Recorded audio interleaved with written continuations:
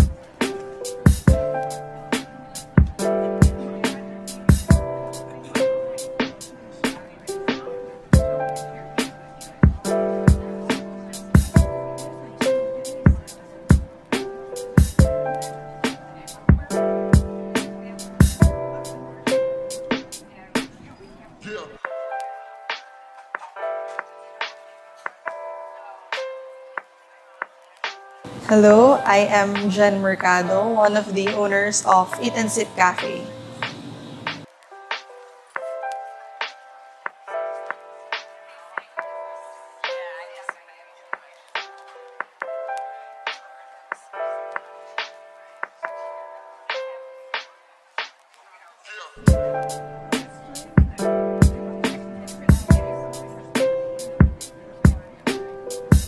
So, Eat and Sip Cafe started through a conversation with friends. So, nag-uusap-usap kami kung parang, hindi na tayo bumabata. Tumatanda na tayo ng tumatanda.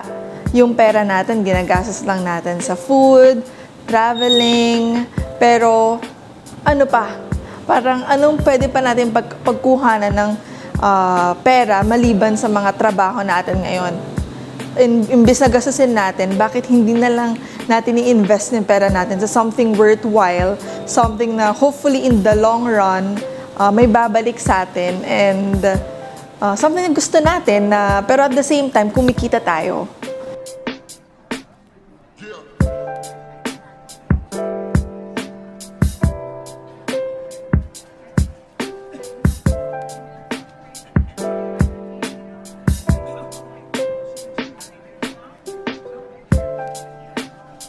So, doon, nag-ano na kami na, sige, mag-start na lang tayo ng ating brand. Kaya naman natin yan, through ano na lang, through friends, through the help of friends, families, Kasi personally, I did not grow up in Ilocos Norte. My mom is pure Ilocana. She grew up here, nag-work lang sa Manila, tas doon na siya nag-ano. So, technically, doon ako. Laking Laguna and Manila ako. So, hindi ko sa Olado talaga yung market dito. And isa yun sa fears ko, kung kakayanin ko ba na matansya yung gusto ng mga Ilocano or hindi ko makukuha, parang gano'n. Hindi ko sila mabibingwet, parang gano'n ba?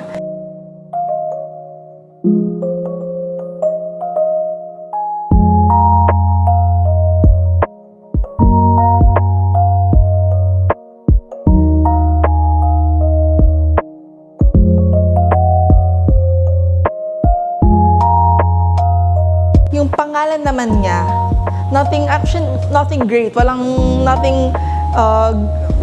magandang story behind the name. Basta ang ano lang namin kay Eat and Sip Cafe is eat and sip. Kasi eat, malalaman ng mga tao na merong makakain, and sip, meron ding maiinom. Ang una dito, nagsimula kami Eat and Sip Cafe na tawagin lang siya Eat and Sip. Kaso, medyo nagka-problema ata ng onti kay DTI. Ang gusto ni DTI is tawagin kami na Eat and Sip Cafe. Sila ang nagano na kailangan may requirement na may cafe sa dulo. So, doon nag-ano yung Eat and Sip Cafe, doon siya nabuo. Tapos, ano pa ba? So you mentioned earlier on na you discussed with your friends. Yes. Actually, we are 4. 3 sila. Lahat sila ay public school teachers. Tapos ako, public school teachers dito two are from Burgos. Tapos the other one is from Dingras. Tapos ako lang talaga yung napadayo dito all the way from Manila. So for the business, I had to stay here. Tapos syempre, going around Laoag din pala noon. Kasi mahilig kasi ako mag-travel dito. I go to Ilocos siguro once or twice a year just to travel and visit my family and friends. Kasi syempre, since my mom grew up here, meron ako mga relatives din back in Dingras. So, every time na pupunta ako dito, marami ako nakikita na magaganda, affordable, basta alam mo yung talagang gusto mo ng mga kainan. Kaso parang sa pag-ikot-ikot ko na yun, parang wala akong mahanap ng lugar na parang I could fit in. Kasi I also have anxiety and panic disorder. So parang naghanap ako ng lugar na where I can seek comfort or solace. Gusto ko nang ma-feel na parang at peace ako habang kumakain, nag-cellphone lang or naglalaro ng hindi ako na-anxious sa paligid. And going around, wala akong nakita na ganon. At least for me lang naman. So, dun nagsimula din yung idea na ganito ang gawin natin dito sa cafe.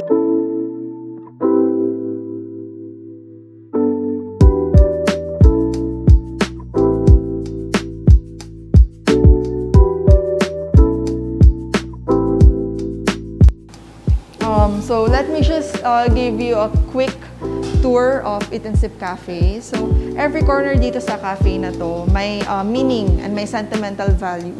Not only to me, but also to the whole team. So, dito, mga photos to taken during my Europe trip last August 2019, if I am not mistaken. So, this one is the Eiffel Tower, shot by me. This one is the facade of the Louvre Museum. Bale, sa gitna lang nan, medyo harap lang nitong picture na to is yung Louvre Museum. Actually, mga paintings na to are commissioned artworks made by a graduate student of Divine Word College of Laoag. If I'm not mistaken, I'm sorry, I'm not from Ilocos Norte talaga, kaya I don't know the exact name of schools here or universities. And at the same time, nagkaroon kami ng bench type din na chairs and throw pillows. Para dito yung mga teens naman mas ma-feel, and mga students mas ma-feel din nila na parang ito yung place ko dito. Kasi ang sarap ng kumain yan, kumuha ka ng unan, relax lang. Diba? Parang very simple pero it will help you relax and feel at home. Then, para sa mga fur moms and fur dads out there, itong Itensip Cafe, we all allow pets. Syempre, if your pet poops and wee-wee, syempre, sa inyo na yan. basta malinisan ng mga guests namin, yung sariling dumi ng pet nila is okay lang. So, as long as they keep their pets clean naman and okay naman, hindi naman nakaka-disturb ng ibang tao, okay lang magdala dito. Very welcoming tong place, hindi lang sa mga babies, kundi kahit sa mga seniors. Very safe. Yung chairs pa lang namin, very safe, hindi mahihirapan. Kumbaga, yung mga hirap, may PWD, pwede namin silang i-assist. Tapos hindi sila mahihirapan umakyat or umupo. Kasi yung chair namin, minake sure talaga namin na like this one, kung saan ako umuupo ngayon, meron siyang likod, kumbaga, para support, para may masandalan. Kung una kasi ang plano sana namin is parang walang sandalan lang. Pero naisip ko, paano naman yung mga PWD, paano yung mga seniors, parang ang hirap naman na walang masasandalan, hindi comforting, parang kahit ba napakaganda na ambience mo, kung yung pag-upo pa lang nila, hindi na sila komportable, parang wala din. So, yun, number 1 sa ambience.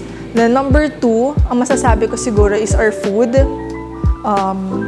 Hindi mo man masasabi na yung food namin and drinks is the most Instagrammable food and drink you can find in Ilocos Norte. Pero I can 100% assure our customers na lahat ng food and drinks namin dito ay ginagawa namin from scratch. What does it mean? Di ba typical pagka gumagawa ng mga wings, yung mga coats, sauces ng wings, may ready to cook na. Actually, usually bibili sila sa Manila. Marami akong alam doon. Kaso, we did not opt to do that. Lahat dito talagang ginagawa namin sa loob ng kitchen. Tapos, so masasabi ko na hindi kami nag-add ng preservatives. Lahat talagang fresh na pine-prepare. So, kung naging customer ka man dito or magiging future customer namin ikaw, if matatagalan ka, if feeling mo matagal yung order mo, that's kasi ang reason behind that, hindi siya, yung mga pagkain namin ng drinks, hindi lang nire-reheat or nilalagyan na ng water, tapos minimix, ayan na sa'yo. Hindi Talagang pinaprepare namin from scratch. So, pangalawa yon. So, healthy, I can assure na it's healthy. Yes, and we don't add any preservatives, MSG, nothing. So, mauna tayo dun sa pasta, which is alige pasta.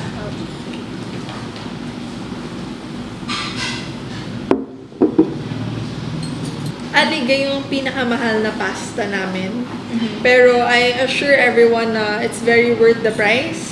And hindi ka magsisisi na binili mo siya. Tawagan ng ibang customers namin dito, putok-batok daw kasi meron na siyang alige, tapos meron pa siyang shrimp.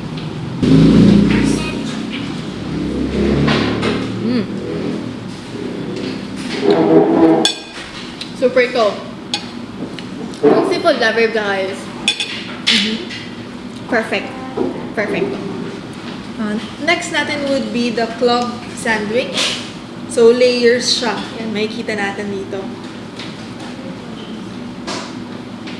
Sa sandwiches namin before, ang pinaka mabenta is the grilled cheese and the tuna melt. Pero for some odd reason, habang patagal ng patagal, mas binibili to ng mga tao. Siguro kasi hindi siya tinipid.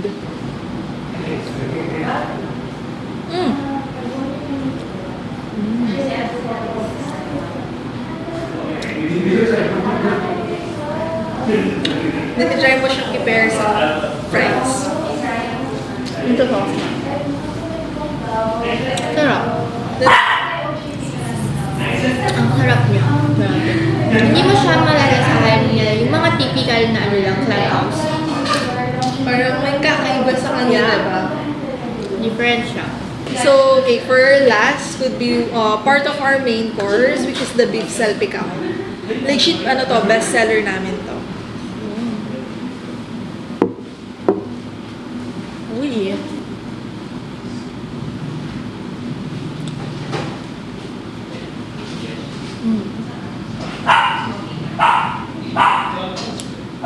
Actually, hindi mo na kailangan talaga ng ibang sauce.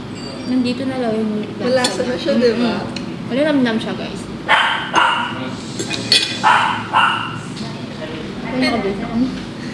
And meron din kami na sa menu na if gusto mo magtry ng isa sa main courses namin, tapos gusto mo rin ng pasta, tapos nagtitipid ka at the same time, we have our so-called budget meals. So merong part doon na may isang option doon na may salpikaw, may rice, tapos may spaghetti na or garden pasta, tapos may glass of iced tea ka na, house blend iced tea namin. Tapos you only get it for 250. Kasi kumpleto na. Combo meal. Parang combo meal. Tapos, pangatlo, ang masasabi ko rin, syempre, pagmamayabang ko na, ang mga tao behind Eat and Sip. Pangalawa ka na naman, babagitin ko. Mga tao behind Eat and Sip. Bakit? Kasi pag pumunta ka dito, hindi ka makaka-encounter ng mataray na crew.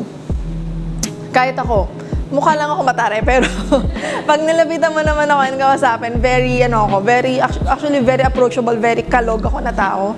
I can easily get along with people. Tapos, I like making friends. I like getting to know people. Kahit other business owners, gusto ko nagiging friends sila. Not to be competitive, but to build a community or a community ba na walang competition, only support lang yung nakikita niyo sa isa't isa. Tapos, at the same time, yung mga tao nga dito, sabi ko nga kanina, hindi ka nila tatarayan kahit ano pang pinadaanan mo. And pwede ka pang humingi ng love advice or kung ano mang advice ang gusto mo sa buhay mo. Hi, I'm Mitch, your barista. What I like about working here, parang ginagawa ko na mismo yung hobby ko, which is nagtetempla ng kape, mga drinks, iba't ibang klase ng drinks. Tapos, isa pang nagpapa-enjoy sa akin sa pag-work ko dito is nakakahalubilo, nakakakita ako ng mga ibang tao. Like, minsan nga nagkakaroon na rin ako ng mga friends gawa ng mga guests namin dito. At saka isa pa, at pinaka-best na enjoy ko sa pag-work ko dito, yung mga mismong kasama ko, mga boss ko, parang pamilya na ka mismo dito. We don't treat each other as, ayan, ano ko lang yan, katrabaho ka lang yan, ano yan, boss ko lang yan, hindi yan ganon. Tinuturing namin yung isa't isa na magkakapamilya kami talaga dito. At yun yung pinaka-best reason ko kung bakit ako nag-stay dito sa Eat and Sip Cafe.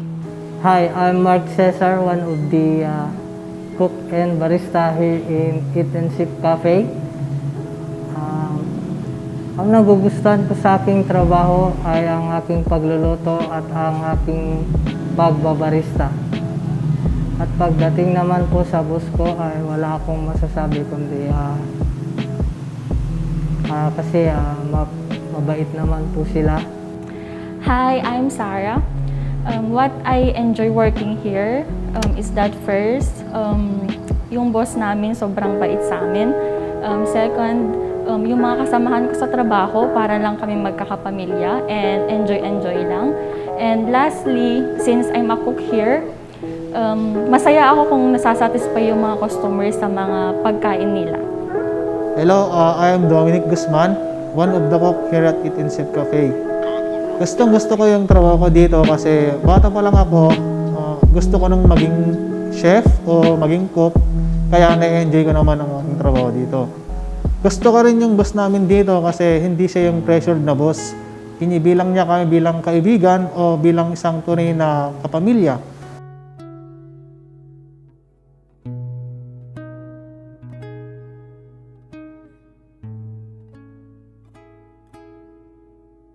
Siyempre, pag sinabi mong pandemic, ang unang-una talagang tatatak sa mga tao na naapektuhan niya, number one, is the sales.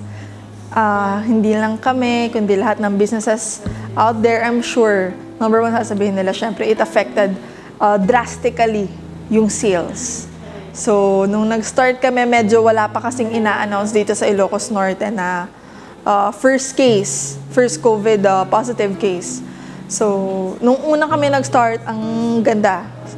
Bale, smooth ang flow ng benta, ng sales, ang taas. Pero nung nag-start, tayo magkaroon ng first COVID case, the sales went from up, down. Then, may time na, kasi usual sa businesses, malalaman mo kung kailan yung pinakamalakas mo na araw, pinakamahina mo. Pero ngayon, hindi mo na masabi. Minsan yung Friday this week na napakalakas, the week after, biglang walang katao-tao.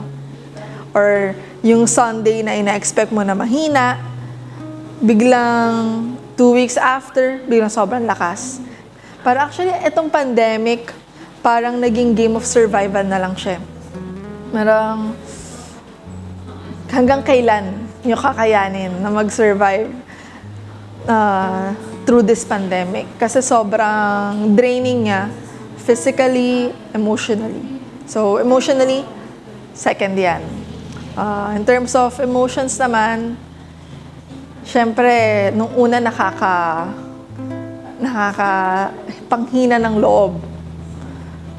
Makikita mo na, hindi lang naman ikaw na owner. Dito kasi kami sa Eat and Sip Cafe, pagka walang tao or mahinang tao, alam ko na hindi lang ako yung nadidismaya or nalulungkot. Sure ako na kahit yung mga tao ko, na ano din sila. Kasi syempre, ito yung field na gusto nila, di ba? Gusto nila mag-serve ng drinks, gusto nila magawa ng drinks, gusto nila mag-prepare ng food, magluto ng food. Pero pag walang customers, wala silang gagawin. So parang nakatenga lang. Which is, I think for me, is very saddening. Personally, very, draining in terms of physical, mental, and emotional. Let's start with mental. So mental kasi unang hirap tanggapin. Parang alam mo na you've been doing your best, you've been exerting all effort that you could, you've been giving out your all, tinatry mo na lahat ng pwede mong itry, lahat ng ideas mo, pinuput into action mo na. In terms of emotion, parang tinatry mo naman maging masaya, parang i-accept na ganito kasi ang situation, so kaya ganyan ang nangyayari ngayon. Pero minsan kasi nakakapagod. So pag sobrang emotionally and mentally drained ka naman, na didiretso kasi yan sa physical. Nararamdaman ng katawan mo, minsan sumasakit ang ulo, minsan feeling mo nasusuka ka, or masakit ang tiyan, parang talagang change siya, parang may maano lang yung isa, sunod-sunod na yan, kung ano na mararamdaman mo.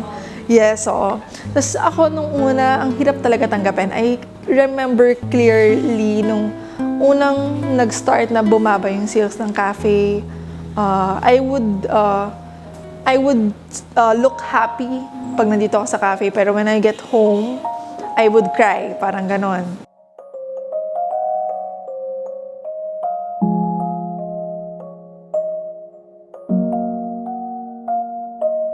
First plan namin for the future is, kasi going around Europe, nalaman ko na the cafes, or as they call it, cafe, hindi lang siya plain na cafe na may coffee and food, inuman din siya.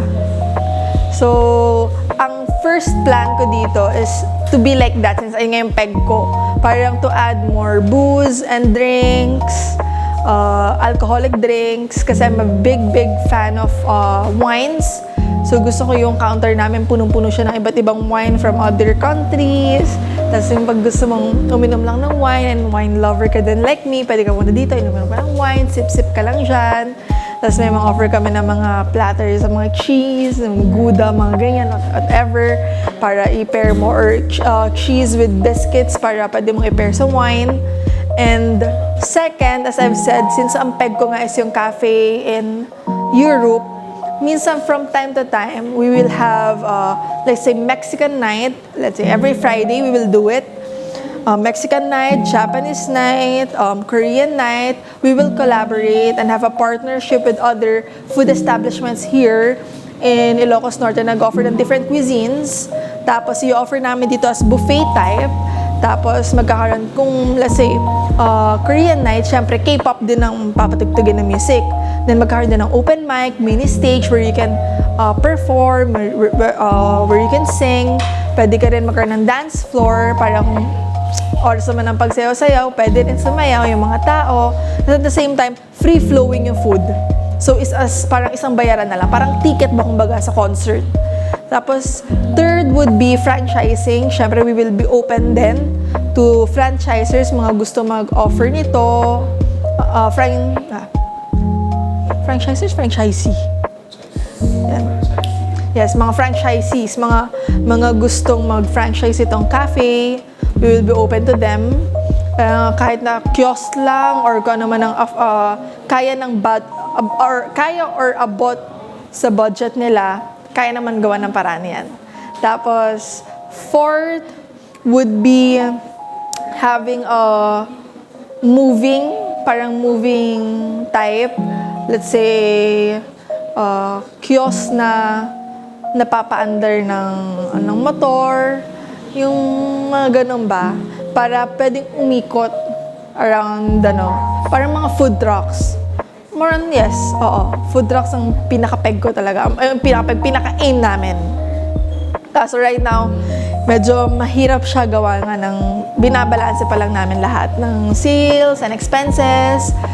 So, yun, food trucks para makaikot and yung sa mga nagadayo, terms nga ng sa Ilocano, pwede silang bumili ng eat and sip na mas malapit na sa kanila. Hindi na nila kailangan magpa-deliver, hindi na nila kailangan mag-travel papunta dito kasi pumupunta sa kanila from time to time. Tapos, last would be, syempre, magkaroon din kami ng very convenient na catering services. So, if you will have birthdays, baptismals, anniversaries, weddings, we can cater to that.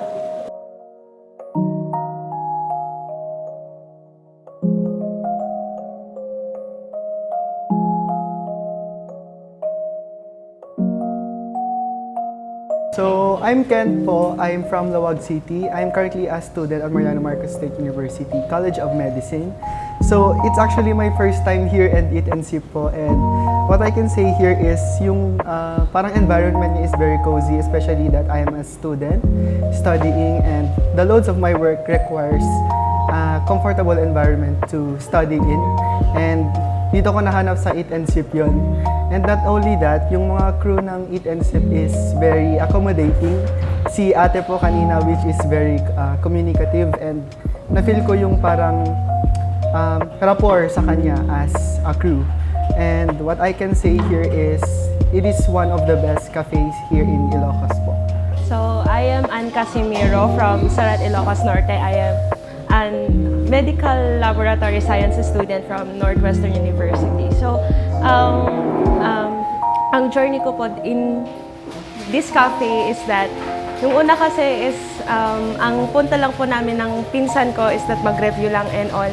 And we noticed na ang cafe na ito is that hindi lang nakakatulong na hanang G-part nga masasatisfy ka, but also it helps you to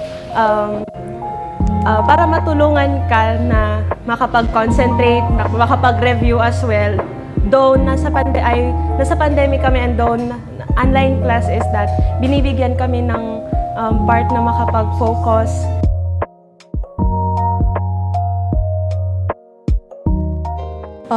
Hello, fellow Ilocano people. I'm inviting you all to try Eat and Sip Cafe, located right across PLDT Laoag and La Moda Pansiteria with the dark green exterior. And we're open daily from 10:30 a.m. until 7:30 p.m. We also do direct deliveries and you can order also through different online deliveries like Snap Delivery Ilocos and the like.